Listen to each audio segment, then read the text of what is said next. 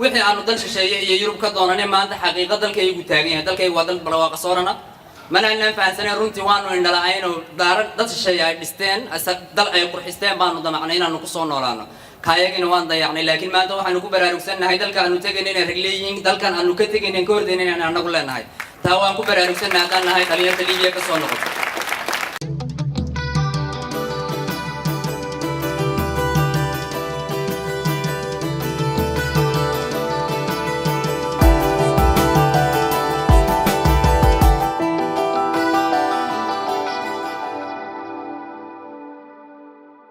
رئيس الوزراء أنك هرتا كوح برعة طبعا صور ردي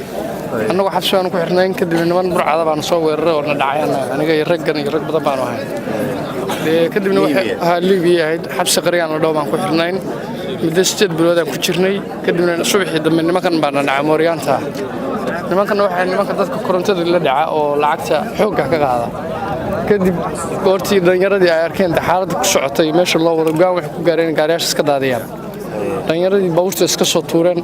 anu dhalinyarada waa kamid ahaa aniga iyo ninkan ha gaariyaashan iska soo tuurnay kadibna baabuurkii sidii ayaan kaga soo dhacay halka qalka maarta halka hadda nabarka iyo halka way isku furmeen dhiig baa halkan aad uga socday biyaha kale caanaha kale halkan ka soo baxayeen ilkaana lafta hoose oo xagga ah baa jaban hadda maanta dhakhtarku uu sheegay xaggan way jaban tahay lugtayada nabar baa iga gaaray كبعد أقول سيدي بحبس قديم اللي يقعليه دايرة صاحب ذي قاضي وحبس يقعليه كده تريبلي بعد ذاك يعني تريبلي أساسا أنا ذاك السوق هذا ودولة دنيا السوق هذا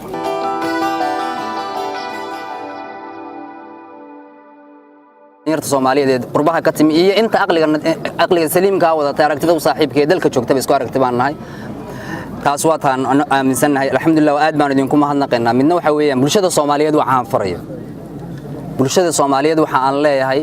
7 sanadood baynu ku soo jiray burbur gruubays qabiil danaystanin kale dal shisheeyo ay leeyihiin lagu soo dalkeena lagu baabiinayay maanta laakiin waxaan haysanaa dawladana qaaday inaan garab galan loo baahan waxaan markaa bulshada Soomaaliyeed farayaa inay garab istaagaan dawladnimadooda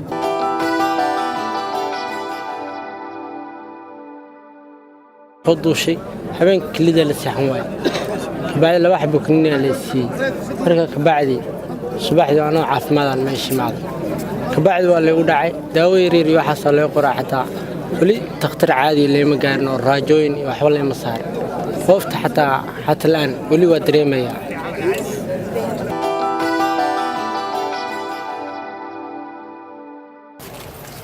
بسم الله الرحمن الرحيم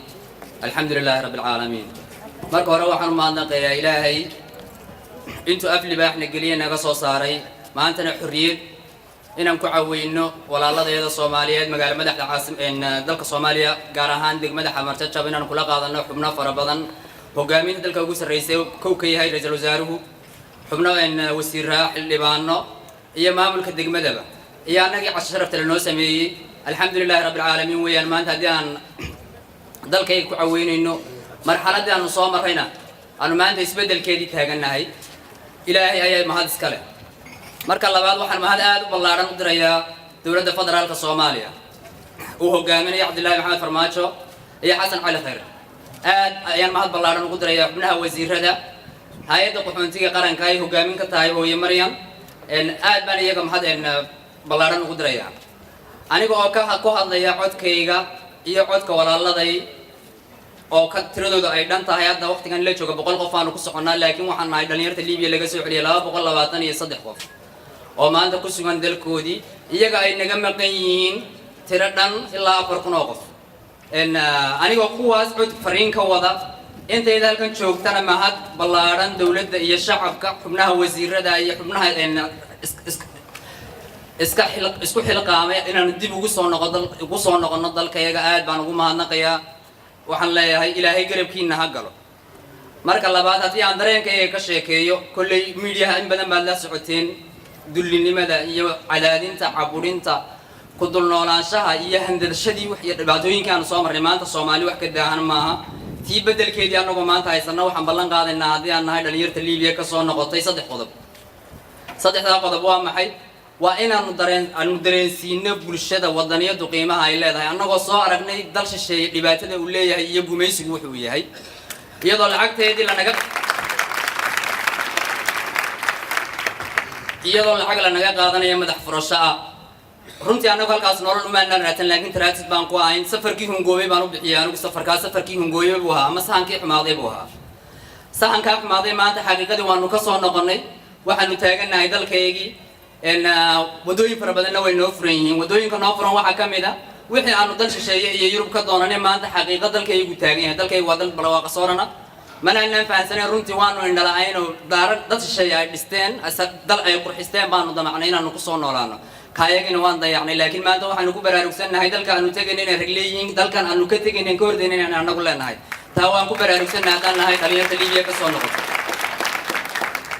waxa kale oo aanu ku baraarugsanahay dalkan inaan la naga lahayn ciiduna had iyo jeer ay su'aalna weydiinayso arlada su'aal bayna weydiin su'aashiina jawaab loo baahan yahay dhammaan annaga su'aash jawaabti waanu helay laakiin inta nala aragtida iyo aragtida fiican inta wadata waxaan leeyahay su'aasha jawaab loo raadiyay dalkeenu su'aal bayna weydiinaya wuxuu leeyahay dadkaygii mee dadkii igu dul noolaa mee dadkan igu dul noolaa ma daaqsin baad ku joogtaan mee dareenkii wadanimo su'aashaas uu dalku ina weydiinaya waxa loo baahan yahay daba su'aasha jawaabteedii inagoo bixinayna muwaadinimada iyo lahaanshaha dhulka inagoo cadaynayna dalkeena inaan ka tagin wax soo saarkiisana aanu guntiga dhiisha iskaga dhigno waxa loo baahan yahay daba inaan koobaad loo baahan yahay waa maxay waa midnimo kuwa soo noqday iyo kuwii sii joogay inta iskaashadaan inaynu kala dagaalano xubnaha ama shakhsiyaadka danaystayaasha ee gardaamada ku horumarka iyo nabadda inaan kala dagaalano waa muhiim qodobka labaad in la dagaalamana waa maxay waa cudur baa jira ingiriiskiina iga tago qabiil la yiraahdo cudurkaasi intuu jiro maanta wax horumar la yiraahdo ama aynu dalalka adduunka kiisan karaa ma jirto himiladeena waa been waxaan nahay ninkii isagoo soo jeeda riyooday intay marxaladda aan taagana waxaan idinkala dardaarmayaan leeyahay annagu inta dhalinyarta Liibiya ka soo noqotay haddii aan nahay maanta waanu ka baraarugsanahay qabyaaladda waxa la yiraahdo waxaan aaminsanahay Soomaalinimadu waxay tahay because waan soo aragnay waxay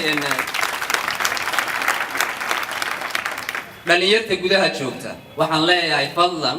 hal niska meedna fayraskaas ninka dalkiisii mideeyay ee inaga xaafad inoo qaybiyay wixii noo soo sida malaafariintii inoo sidayna been bay ahayd haddaan hore qaadanay haddaan iska reebno dalkeenu inoo baahan yahay wixii noogu baahan yahay inagoo midaysan inaan wax qabsanno taas waa fariinta aan ka wada dhalinyarta Liibiya ka timid iyo dareenkooda runtii marxaladahan soo maray haddii aan aad qodob iyo laba ka soo qaado wax aad u fool xun waanad ka dharagsantiin waxaan awood u weynay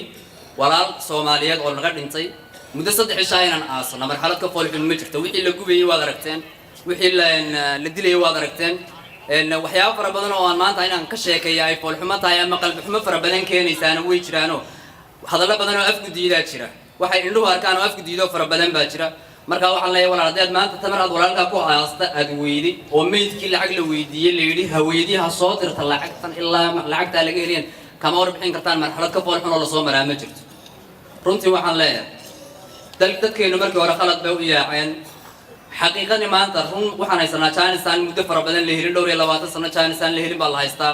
kuwa gudaha sii joogay nooga soo horeeyay annagii safarkaygu hungoobay waxaan leeyahay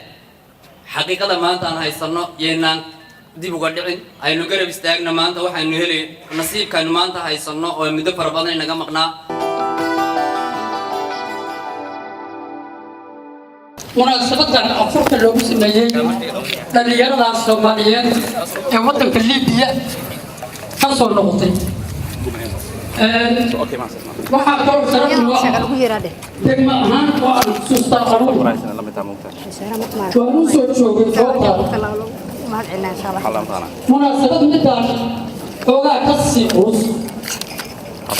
oo dad Soomaaliyeed oo dhibaataysan oo aad iyo aad loo dhibaateeyey oo xabsi in badan ku jiray laga soo ceshay dalka Itoobiya heshiiskii maxaabiista la isku wadaagsan yahay in lagu casumay halkan degmada Xamadada awal marra la halkan lagu casumo cashana loogu sameeyo hana loo tumo heesihii miyirkooda ugu dambeeyay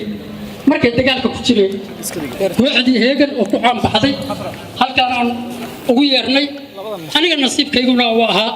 inaan markaas ahaa mas'uulka degmada xamar jajab inaan markaas ahaa halkaan aan ugu yeeray kooxdii heegan oo eryahay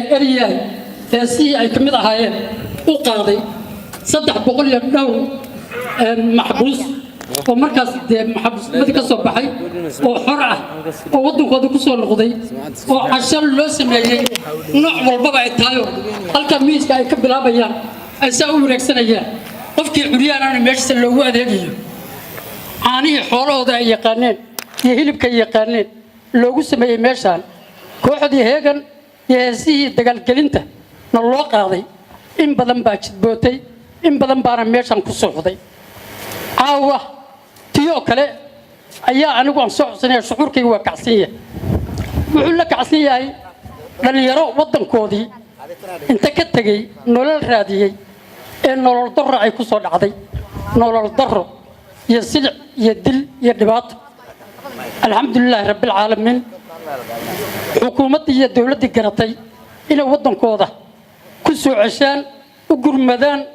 yacni ka soo daadgurayaan soo ururiyaan meeshii kastoo ay ka joogeen liibiya inay ka soo ururiyeen ay waddankooda ku soo cesheen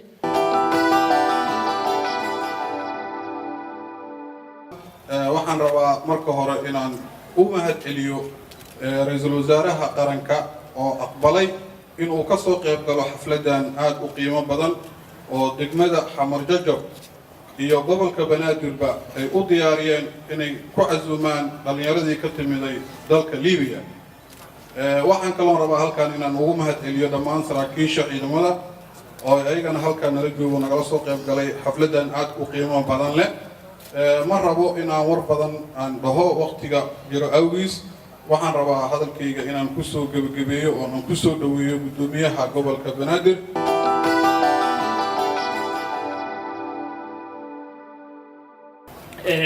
munaasabadan waa munaasabad runtii ka tarjumaysa marxaladda uu dalku marayo sidoo kale dowladda uu hogaamiyo madaxweyne maxamed cabdullaahi maxamed farmaajo ra-iisul wasaaruhuna ka yahay xasan cali kheyre muddadii 8 Febraayo wixii ka dambeeyey ummadda Soomaaliyeed waxa u dhalatay bil cad waxaan aragnay shacabkii iyo dowladdii oo isku dhex jira waa u jeednaa maanta ra-iisul wasaarihii oo shacabkii la afuraya dhex jooga degmadii Xamar Jajabna taagan madaxweynahan hadda ka hor uu tegay degmadii Waaberi 8 Febraayo waxayna tusay shacab iyo xukuumad iyo dowladba inaysan kala maarmin dhammaan hay-adaha dowladdana loo baahan yahay inay kalsoonida shacabka helaan si kalsoonida shacabka loo helana annaga ka maamul gobol Banaadir ahaan mudane ra-iisul wasaare waxaa naga go-an maamulka shacabka inaan noqonno shacabka u dhowaanno bisha barakaysan Ramadaan habeen walbo degmo baa kusoo afurayna ujeeddadana ay ahayd shacabka in loo dhowaado wax lala qaybsado sidoo kale waxaan baahinay adeegyadii bulshada arrimahaas oo dhanna waxay tahay arrimo ka tarjumaysa xukuumadda aad adiga hogaaminayso oo runtii aad iyo aad uga shaqaynaysa muddaba sidii shacabka loo hanan lahaa kalsoonidooda loo heli lahaa mudane ra-iisul wasaare adiga madaxweynahaba waxaa haysataan shacabka kalsoonidooda waxay og yihiin sidaad maalin walba uga damqataan waxaan xasuustaa golaha wasiirada intaan ku jirnay maalin walba sidaad uga hadli jirtay arrimaha dhallinyarada laga soo celinayo dibadaha waxaan xasuustaa isbuuc walba inaa ajandaha ku dari jirtay aawa dhallinyaradii muxuu ahaa xaalkooda xag u maraya waa la soconnaa sidii dadkii dhallinyaradii ka timid Addis Ababa dhallinyaradii ka timid India Seychelles Yemen dhammaan meel walbay joogaan sida loogu guntaday sidaad maalin walba wasiirada ugula xisaabtamaysay inaad u baahnay tirakoobka muwaadin Soomaaliyeed oo dibad jira oo runtii aan nolol fiican haysan sida waddankiisa ugu soo noqon lahaa marka taas iyada maanta waa ka dhawowday waxaa halkan xaqiiqo ka ah una jeedaa amaradii aad fulinaysay in wasiiradaaduna ay fuliyeen maantana aan haysanno xukuumad iyo dowlad uu madaxweyne farmaajo ka yahay in loo damqanayo muwaadinka Soomaaliyeed meel walba uu joogo marka taasna waa mahad ilaahay waana idinkaga mahad celinaynaa kun jeer dhalinyarada waxaan leenahay waddankiina hooyaa timaadeen waxaan rabaa inaydan ka shallaynin waxay experience-ga soo barateen inaad uga faa'iidaysaan dhalinyarada walaalihiina walaalkeena Cabdiwaasic hadda wuxuu nooga sheekeeyay hadallo qiimo leh walow uu yiri inta badan ma dhammaystiri karo haddana inta uu nagu yiri nagu filan mudan ra-iisul wasaare dhallinyaradana waxaan rabnaa inay hormuud u noqdaan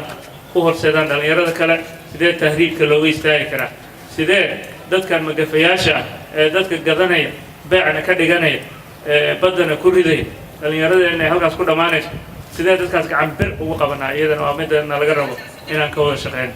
sidaas daraaddeed anigoo aad iyo aad ugu mahadcelinaya bahda saxaafadda doorka ka qaadateen muwaadiniinta soomaaliya soo celintooda haddana u taagan tihiin afurkiina aad joogtaan idinkana waxaa idinkaga mahadcelinaynaa taas iyada ah waxaana idinka rabnaa in bulshada lagu wacyigeliyo lagu dhiirigeliyo si ay howlaan u noqdaan kuwa joogtaan mudane ra-iisul wasaare waxaan jeclaan lahaa caawa waa habeenkaadii inaan microfonka kugu soo dhaweeyo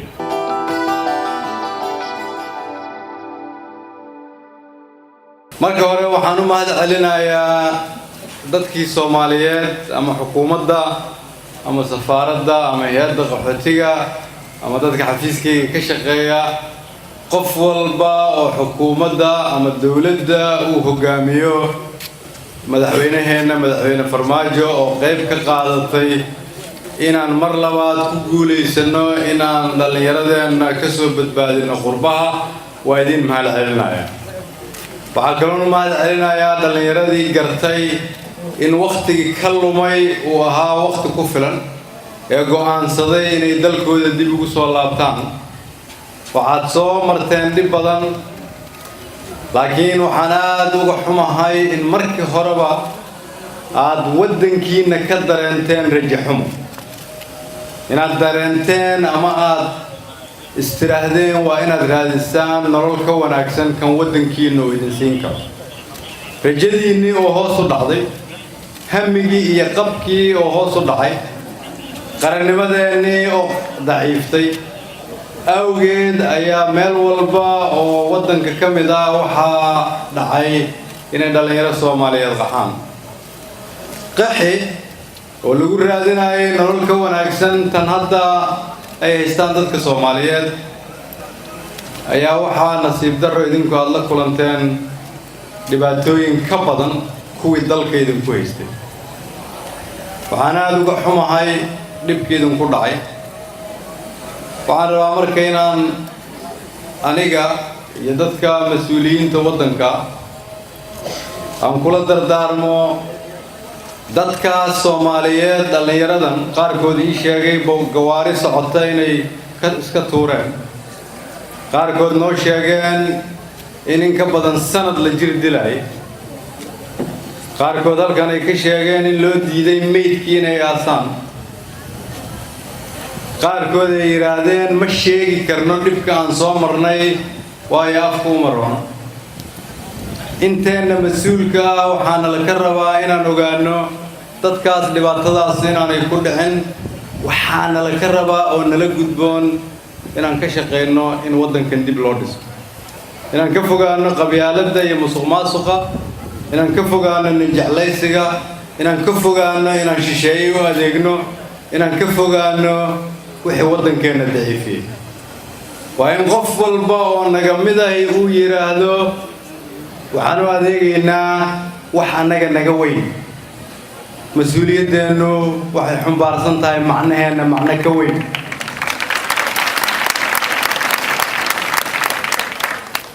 waa in wasiir walba iyo guddoomiye walba iyo qof walba oo Soomaaliyeed oo waddankan mas-uulka ah inta u raxaysa Raas Kambooni iyo Raas Casayr waa inuu ogaadaa in gabar iyo wiil walba oo mas-uul ah waa inaad ogaataan inay tahay idinka mas-uuliyaddiina in wiilasheenna iyo gabdhaheenna aan lagu kalifin inay dalka ka qaxaan inaan maalin walba fiirsan kuwa laga soo celinayo waddan iyagoo jajaban iyagoo dhibaataysan iyagoo caafimaadkoodu daciifay haddii dad Soomaaliyeed ay jiraan oo damiir leh oo idaawanaya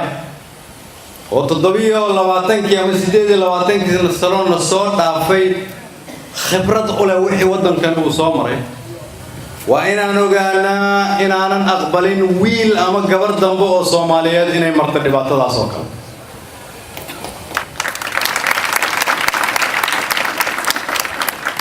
waxaan leeyahay hay-adaha amniga qaranka ee dalka Soomaaliyeed ka shaqeeya meel walba oo Soomaaliya ka mid ah haddii aad u jeedo caawa dhallinyarada Soomaaliyeed halkan isugu timid waxaa dhibaateeyey dad ajnabi ah laakiin la shaqaysta dad Soomaaliyeed oo jooga meelo badan oo Soomaaliya ka mid ah waxaa la rabaa hay'adaha amnigu inay ka shaqeeyaan sidii loo soo qaban lahaa kuwa carruurteena dhibaateeyay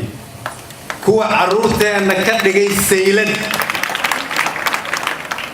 haddii aad Soomaali tahay oo aad adiguna la baxday magafe waa inaad ogaataa dawladda Soomaaliyeed inay tahay madaasho waa ka daba imaan doona waa lagu soo qaban doona waa laga jaasayn doona maalin baana cadaaladda lagu weerdoon doona diilaayo waxaan leeyahay kuwa dhalinyarada ah oo waddankiina ku soo laabto waan ogahay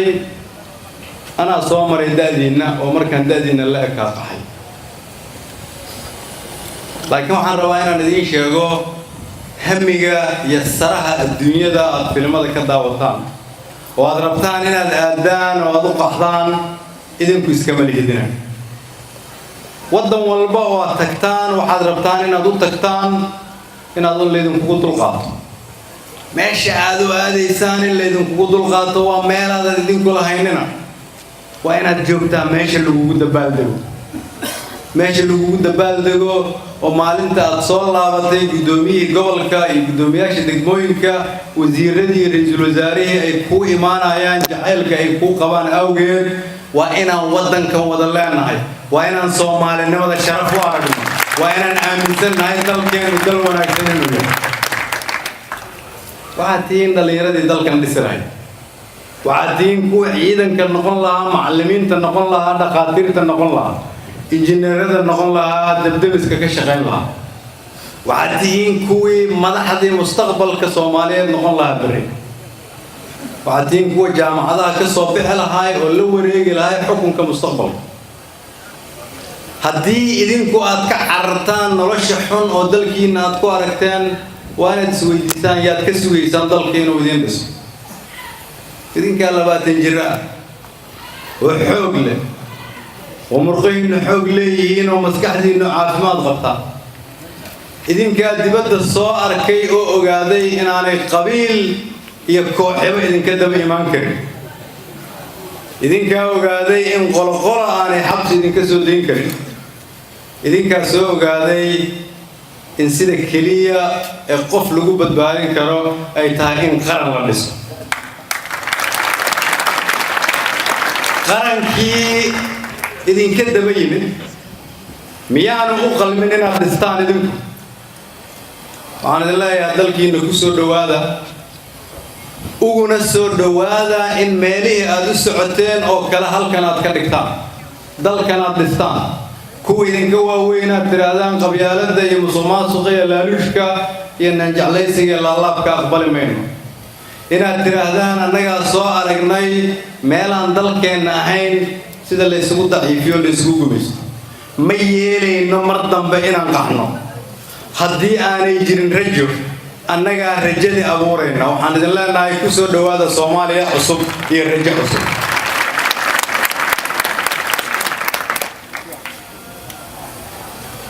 intaas ka sokow waxaan rabaa dhammaan dadka Soomaaliyeed inaan u sheego meel walba ay joogaan waa inaan kala dooranaa noloshii 30 sano la soo dhaafay oo ahayd inay carruurteenu qaxaan xabaddu inay dhacdo qaraxyadu ay jiraan in koobani ay ku takrifasho nolosha iyo xoolaha dalka Soomaalidu meel walba ay joogaan loo arkay inay dadka dunida ka liitaan dawladaha derisku ay naga hormaraan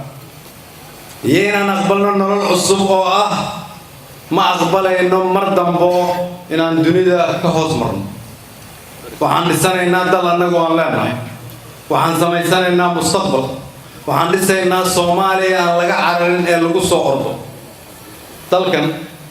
dadkiisa isku afka iyo diinta yihiin isku dhaqanka yihiin oo isku midabka yihiin oo dhulkaas weyn Ilaahay siiyay oo badda iyo barigaas leh oo khayraad nooc walba oo aad aragto aad ka helaysid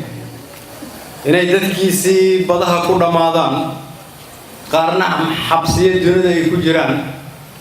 waxay ka turjumaysaa cidda aan noqonay laakiin waxaan idinkugu bishaareynaya anigoo ka turjumaya hadafka uu madaxweynaheenu ku hogaamiya dalka haddii ilaahay yidhaahdo Soomaaliya waxay noqonaysaa meel loo soo ordo waxay noqonaysaa meel dunidu isugu timaado waxay noqonaysaa meel dadkeeda lagu ciseeyo meel walba ay tagaan sharaf iyo karaamo waxaan idin ballan qaadayaa inaan ku soconno dariiqii horumarka qof walba oo Soomaaliyeed oo hore dhib u arkay waxaan leeyahay waxa la soo gaaray dariiqii dhibka looga bixi lahaa oo muuqda iftiinka hal adkaysto laakiin qabyaaladda shisheeye kalkaalnimada iyo laalaabka waa tiina geysay meesha aan joogno kulligiin iska diida ha yeelina sababtu waxay tahay qofkii idinku daya mar kale inuu idinku rido dariiqii aad ku tagteen Liibiya dariiqii xabsiyada la idinku iibsanayay dariiqii hooyooyinkiina iyo aabihiina idinka la idinku kala gooyay waxaad ku tiraahdaan annagaa soo aragnay gudcurkaas ma aqbalayno waxaan qayb ka nahay Soomaaliyada cusub waxaan leeyahay shacabka Soomaaliyeed meel walba ay joogaan idinkoo mahadsan dhalinyaradaas dalkooda ku soo noqotay waan rajeynayno qaarna inay ciidan noqon doonaan qaarna ay dhakhaatiir noqon doonaan qaarna ay injineer noqon doonaan qaarna ay ganacsade noqon doonaan qaarna ay dowlayaal noqon doonaan qaarna ay madaxdii mustaqbalka noqon doonaan waxaan leenahay meel walba oo dhalinyaradaas ku aragto ku soo dhaweeya ugu dambeyntii degmada Xamar Jajab oo soo dhaweysay maxaabiisteennii markii laga keenay Itoobiya caawana soo dhaweysay dhallinyaradeenii mustaqbalka oo laga keenay Liibiya waxaan leenahay waxaad idinkuna xambaarsan tihiin iftiin ah inay taariikhda Soomaaliyeed hore u socoto horena ugu socoto si wanaagsan waa mahadsantihiin. Assalaamu calaykum.